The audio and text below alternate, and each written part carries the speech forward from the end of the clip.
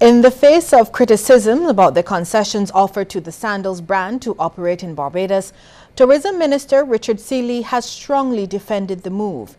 He says there's nothing unusual about it. The Tourism Minister was delivering brief remarks for the inaugural flight of the Thomas Cook airline into Barbados last evening. He says all of the concessions, except for those on food and beverage, are similar to those offered by past finance ministers. Nothing has been given to Sandals that was not given by previous ministers of finance to other ventures similar in that nature, whether it's Royal Westmoreland, whether it is the Pierhead development project. We have given them the same concessions with respect to tax relief and VAT and the capacity to bring in vehicles and so on, and of course facilitating work permits. Mr. Seeley notes the government has been very transparent in handling the Sandals issue, as it has gone through all of the necessary steps, such as the signing of the MOU and even issuing a parliamentary statement. He maintains that the concessions are not exclusive to the Sandals brand. We are giving them this benefit on food and beverage. The government took a decision that the concession was given on the basis of the fact it was an all-inclusive property and on the basis of the level of investment involved. And we have set that bar for anyone that wants to open an all-inclusive hotel with that level of investment. So there's nothing to stop Mr. Jordan or any of his members from doing a similar thing and getting the same concession. At the launch of the new Thomas Cook service, the tourism minister also noted that Barbados is seeing increases in arrivals from the European market. He adds that these tourists are also spending more. Sean Farrell reports. Barbados has not been doing too well in the UK market recently, but Europe overall has been improving. The Thomas flight, which is part of the same group as Condor Airlines, is expected to help boost arrivals even further. It will travel to Barbados twice a week from Manchester via St. Lucia during the winter season and once afterwards. The growth out of continental Europe has actually been quite good.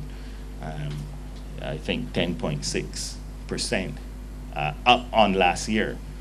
Relatively small numbers, but numbers that are large enough such that if we look at Europe as a whole, that is UK and continental Europe, our numbers on last year are actually up by 0.3%. Now, it is true out of the UK there's been a 2.6% decline thanks to the APD and the challenges with the economy. But overall, our European numbers year to date are up. The tourism minister expects arrivals out of the UK to increase next year due to additional flights by British Airways. Even though the UK has its challenges, we have not abandoned the United Kingdom market at all. As a matter of fact, I would say that the discussions with British Airways, if I can speak about a competitor just very briefly here, have suggested that they're even considering 14 flights a week next winter season. It is 10 flights at the moment. It will drop back down to 7 after the winter period. But going into the next winter season, they're talking about even increasing frequency yet again. Hope to get some of them from Heathrow as well. Minister Seeley also pointed to a survey undertaken by the Caribbean Tourism Organization, which shows that there have been increase in spending by long-term visitors as well as cruise arrivals into the country. Stayover visitor expenditure for January to June this year increased by 7.6% to reach $526.98 million US. And that is interesting because our numbers are down. But according to the CTO, not according to me, the spend is up. Mr. Seeley says the Thomas service will bring the number of flights out of the UK to 20 per week, with Virgin Atlantic making 8 and 10 from British Airways. Sean Farrell, CBC News. Thanks, Sean. Barbados is a step closer to ensuring the quality of its drinking water remains within the standards set by the World Health Organization. The WHO requires the maximum nitrate levels in drinking water to be 10 milligrams per litre. However, Acting General Manager of the Barbados Water Authority, John Mwanza, says over the years, Barbados levels have climbed dangerously close to the limit. He adds that a planned reverse osmosis plant will help reverse the trend. In order to stay within the limits of the drinking water guidelines, it was decided that we would need to treat that water to reduce the nitrate levels. But the design that has been adopted for the Bell is that we are not going to treat the whole production from the Bell. Instead, we'll treat part of that water and then blend it with the other water so that the nitrate levels will be reduced. We expect that with the blending, our nitrate levels should drop down to about 6 milligrams per liter, which will keep us very far from the 10 milligrams per liter. Mr. Mwanza was speaking just before he and other BWA officials signed an agreement with the Canadian Commercial Corporation, the entity responsible for the plant. Agriculture Minister Dr. David Estwick says the Memorandum of Understanding would officially establish the relationship between Barbados and the CCC. According to him, the project, after being redesigned in 2006, was ready to go out to tender last year. What we recognize that given Barbados's financial situation and the economic difficulties, we wanted to avoid as much as possible going to the international capital markets or to the commercial banks for funding. We thought that the relationship between Barbados and Canada was one where there were mechanisms in place that allow us to get a better financing options and have a lot of the other related risks mitigated through the strength of the Canadian corporations, and we thought that this would give us a better arrangement to bring this project to fruition. An unknown man who forcibly entered a Britons Hill home this afternoon was shot in his leg and is now at the Queen Elizabeth Hospital under the watchful eye of police.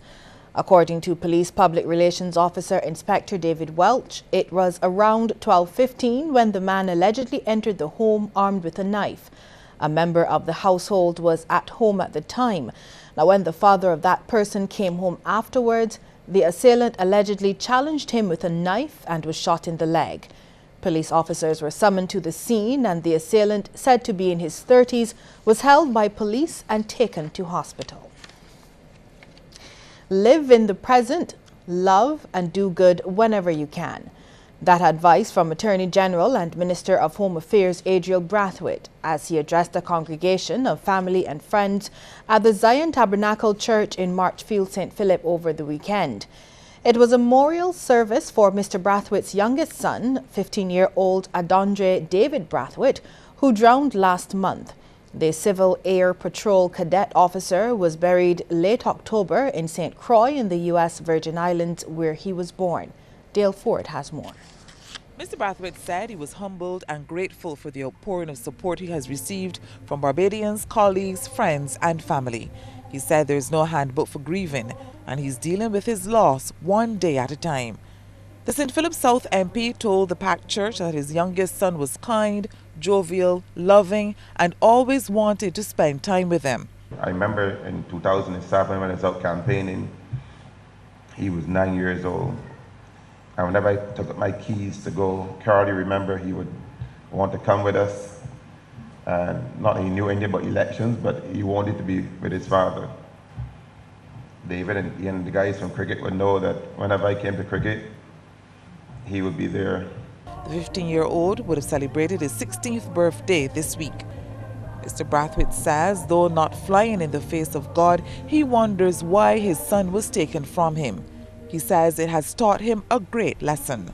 Whilst you have time to show love, to do good, do not wait for the future. Dwell in the present. That's the lesson that I have learned. During the service, the Mighty Gabby performed an acoustic version of the Lord's Prayer in memory of the late Adondre David Brathwaite.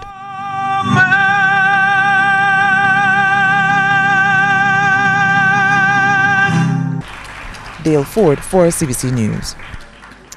And a large crowd turned out in the city last night for a candlelight vigil held in the memory of Andigan Smith. The 14-year-old was allegedly stabbed to death earlier this month by a 12-year-old. The vigil was organized by principal of Community High School, Glenn Harvey, where Smith was a student. The procession, led by Apostles Owen Cumberbatch and Roger Bryan, wound its way through Vine Street, Nelson Street and Cypress Street, among other areas. It stopped outside the house where he lived with his grandmother, Sandra Pinder, who was overcome with grief and had to be comforted. The procession also stopped on the spot where Andigan was fatally stabbed. Barbados is now in a better position to treat children suffering from cancer and blood disorders without having to send them overseas for medical attention. It comes with the official opening of the Shaw Family Telemedicine Room at Gemmetts Lane, Bridgetown, part of the Sick Kids Caribbean Initiative. Minister of Health John Boyce says the $12 million investment will allow Barbados to maintain its good record in addressing childhood illnesses. In Barbados, there are on average 8 to 10 childhood cancer cases per year, and this rate has remained stable over the last 5 years. The common tumors are brain, acute leukemia, and Wilms tumor. In addition, there are a few cases referred annually for tertiary level treatment from Eastern Caribbean countries. The average survival rate is 75%, and this represents the cases that are cured. It's more blessed to give than to receive, and that's what students of St. Leonard's Boys are showing Barbados as they embrace the launch of the Donate a Dollar Children Helping Children with Lupus and Sickle Cell Drive. Wednesday has been designated as Donate a Dollar Day at the school, and bins are to be provided at secondary schools and select businesses. Principal Joseph King is pleased with the many positive programs at his school, noting that it's not just about academics at St. Leonard's Boys.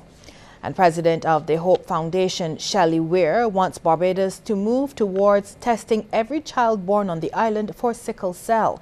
She also wants the island to consider an internet TV forum for children. So that children can talk to children. It is important that you understand the pain and suffering that you can go through.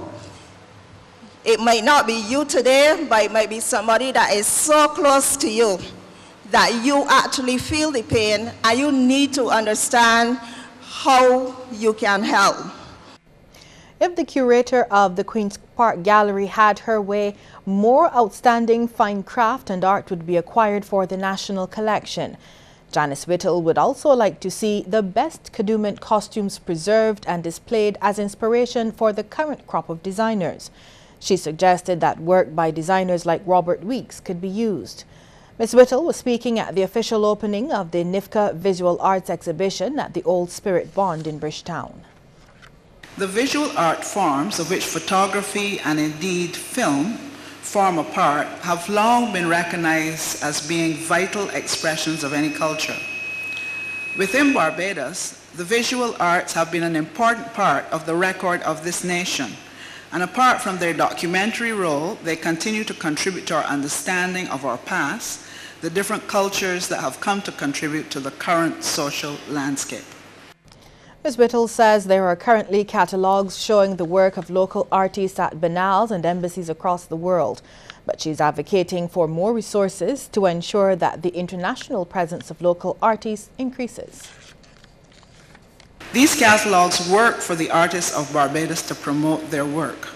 The potential for our global presence is there.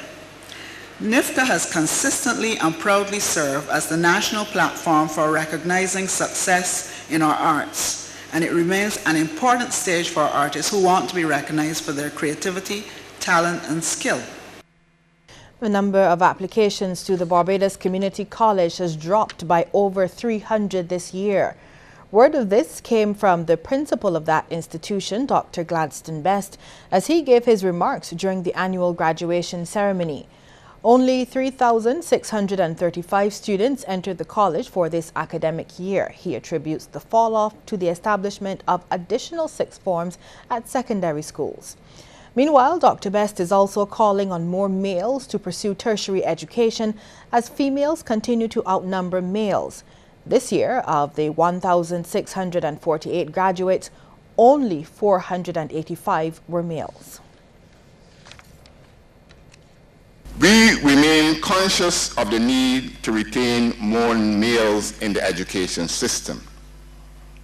Our society, as I often say, and I must repeat, needs the population to retain its gender proportion at all levels of the education system. Because we need all the minds we have to address the issues that confront us and that will confront us in the future. The Barbados Association of Retired Persons has launched a new membership card. President of the association, Edward Bushell, says the card now has security features and will be available from December. He revealed that this is to combat the problem of non-members using deceased BARP members' cards. You see, it's going to carry a photograph of the member. It's going to have the membership number, and it will have a barcode here, which allow us also in the collection of data. And the back is going to have a QR code. QR code. A QR code. And the QR code obviously will be able to allow people to use this to get access to our website. Just swiping this will allow you to access our website.